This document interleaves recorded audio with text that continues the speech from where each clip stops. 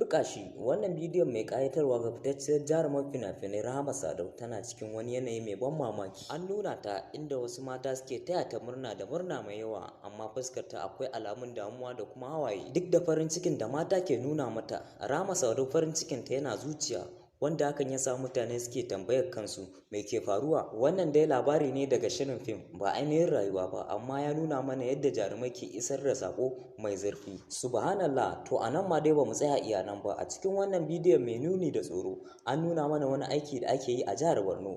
Wannan ba allunan karatu bane na al'ada, sai dai allunan karfe da barkono a kansu, kuma wuta tana cin su da zafi a cewar wanda suka sani. Wannan alama ce ta mugunta da tsafe-tsafe. Wannan al'amari ya nuna mana akwai wasu abubuwan da ke faruwa a cikin al'ummarmu wanda suka fi ƙarfin fahimta. Muna addu'a Allah ya kare mu daga sharrin dukkan mai sharri, amma mu dai ba mu san me ake yi da wannan abun ba. Ko za ku iya fayyace mana a comment?